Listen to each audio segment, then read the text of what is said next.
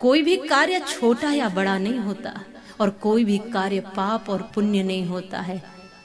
जिस कार्य को करने के पीछे हमारी जो भावना होती है वह कार्य पाप और पुण्य बन जाता है। यदि हमारा उद्देश्य अच्छा है तो हमारा कार्य भी अच्छा होता है, और उद्देश्य अच्छा नहीं है तो अच्छा कार्य भी करने के बाद कोई फल मिलता नहीं है।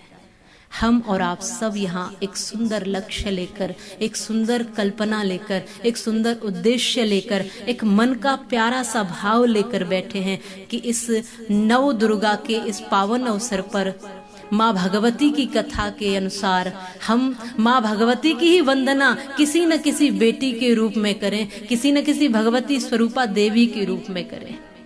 इसलिए मैं ठाकुर जी को नमन करते हुए, राधा रानी को नमन करते हुए माँ भगवती के चरणों में नमन करती हूँ। जिस पावन भूमि वृंदावन पर बैठे हैं उस वृंदावन भूमि को नमन करती हूँ, इस ब्रज की रज को नमन करती हूँ। और सौभाग्य है, परमात्मा ने ये सौभाग्य हमको दिया ब्रजवासी होने का। इससे बड़ा सौभाग्य क्या हो सकता है। इस रज को माथे पर लगा करके लोग अपना भाग्य बदल लेते हैं। इस रज को प्रणाम करती हूँ, ब्रज के समस्त संतों को प्रणाम करती हूँ, सभी रसिकों और भक्तों को प्रणाम करती हूँ, मेरी ममतामयी करुणामयी मातृशक्ति को प्रणाम करती हूँ, श्रेष्ठ जन और विद्वत जनों को प्रणाम करती हूँ, संतों के संतत्व को और विद्वानों के विद्वत्व को, ब्राह्मणों के श्रेष्ठत्व को नमन करती हूँ, मातृशक्ति की करुणा को नमन करती हूँ। नमन करती हूँ इस कण कण में व्याप्त महाशक्ति आदि शक्ति की उस अपार अमृतमय इस बेला को, इस समय को, इस बेला को, इस अवसर को नमन करती हूँ। और नारायण सेवा संस्थान के मधुर विचार, सुंदर विचार, सात्विक विचार, त्यागपूर्ण विचार, कुछ देने के विचार। हम इस भूमि पर बैठे हैं, ये केशव धाम की भूमि है, जो माँ भारती की आरती यहाँ से उतारी जाती है। तो ऐसे उन विचारों को नमन करती हूँ, मैं एक एक भाव को नमन करती हूँ। माँ आओ, आप ही हो जो सबके भीतर बैठी हो, किसी के भीतर शक्ति बन करके, किसी के भीतर वाणी बन करके, किसी के भीतर विचार बन करके, किसी के भीतर संकल्प बन करके। आप ही हो माँ भगवती जो भक्त के भीतर भक्ति बनकर बैठ जाती हो, ज्ञानी के भीतर ज्ञान बनकर बैठी हो, श्रोता के भीतर श्रवण शक्ति बनकर बैठी हो, कवि के भीतर वो भाषा बनकर बैठी हो, कविता बनकर बैठी हो। आप ही हो माँ भगवती जो संतों के भीतर संतुलन बनकर बैठी हो, त्याग बनकर बैठी हो। आप ही हो माँ भगवती जो इस भूमि पर क्षमा के रूप में अवतरित हो, जो आकाश की ऊंचाई में भी हो और सागर की गहराई में भी हो। आप ही हो जो समस्त दिशाओं में निहित हो, पत्ते पत्ते की कतरन में आप विराजमान हो। आप ही हो जो हर कार्य के परिणाम में भी हो और हर कार्य के संकल्प में भी हो, और हर कार्य के बाद जो आनंद है उस आनंद में भी आप ही हो।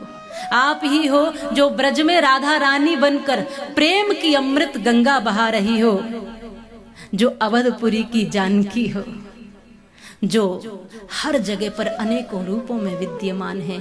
मुख्यतः 9 रूपों की आराधना हम करते हैं माँ भगवती के, लेकिन उसके 9 ही रूप नहीं है। अरे वही तो माँ के भीतर ममता बनकर बैठी है, और वही तो पिता के भीतर भी संभाल बनकर बैठी है, त्याग बनकर बैठी है।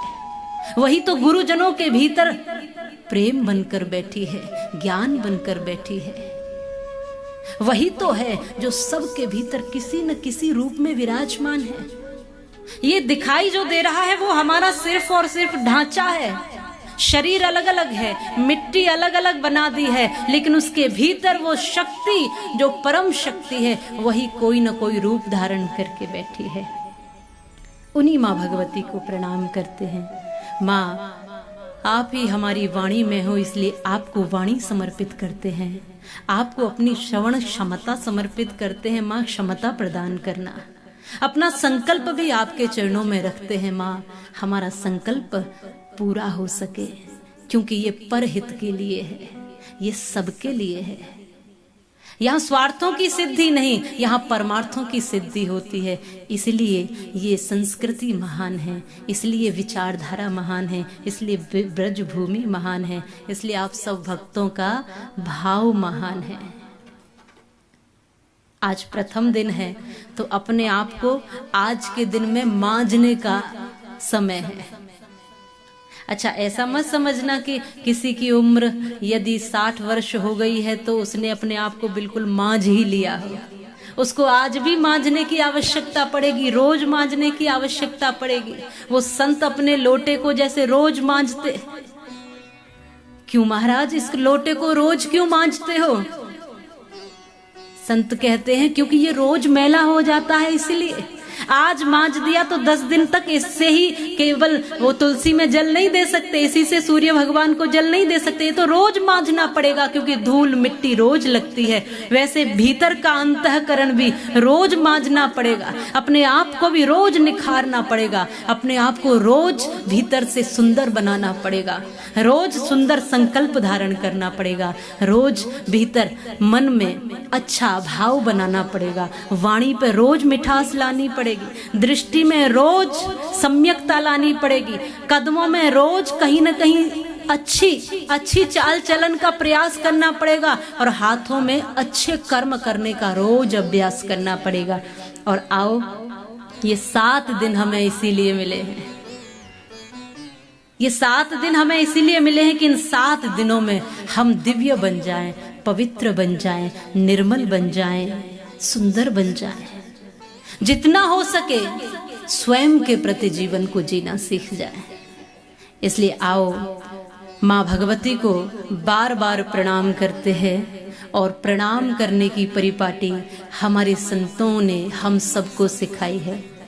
इसलिए इस भूमि में यदि 7 दिन तक हमको आनंद पूर्वक यदि इस कथा को श्रवण करना है तो हमें प्रेम स्वरूपा राधा रानी को भी प्रणाम करना पड़ेगा,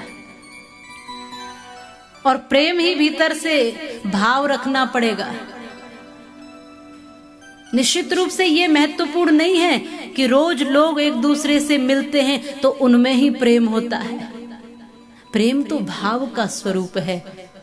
प्रेम, मैंने एक बार कुछ भाव लिखे थे कुछ लाइनों में कि प्रेम परिचय को भी पहचान बना देता है, और प्रेम शैतान को भी इंसान बना देता है।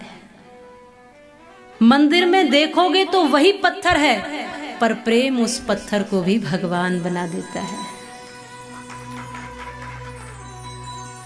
प्रेम भटके हुए को राह दिखा देता है, प्रेम बिछुड़े हुए दिलों को मिला देता है, और प्रेम है तो महलों की भी जरूरत नहीं। अरे प्रेम तो कुटिया में भी फूल खिला देता है।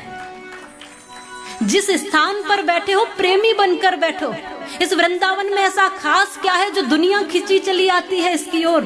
क्या बहुत ऊंची बिल्डिंग हैं? ऐसा तो कुछ भी नहीं है, ऐसा कुछ नहीं है। तो क्या है? इस वृंदावन के कण कण में बस प्रेम निःसृत होता रहता है, और वो प्रेम ही है जो दुनिया के लोगों को खींचता लाता है। लोग अपने सुख और ऐश्वर्य छोड़कर इस वृंदावन की ब्रज की रज में लोटपोट हो जाते हैं। वो क्या है? वो केवल प्रेम ही है। और हम सब इस भूमि पर बैठे हैं तो प्रेमी बनकर बैठना, नहीं तो अछूते रह जाएंगे। ज्ञानी बनकर बैठे ना बैठे कोई जरूरी नहीं है, लेकिन प्रेमी बनकर बैठेंगे तो इन 7 दिनों में बहुत कुछ प्राप्त कर लेंगे, बहुत कुछ। और प्राप्त करने के लिए कोई शब्द भी काफी होता है, एक क्षण भी काफी होता है, एक पल भी काफी होता है। इसलिए पूर्ण श्रद्धा से विराजें।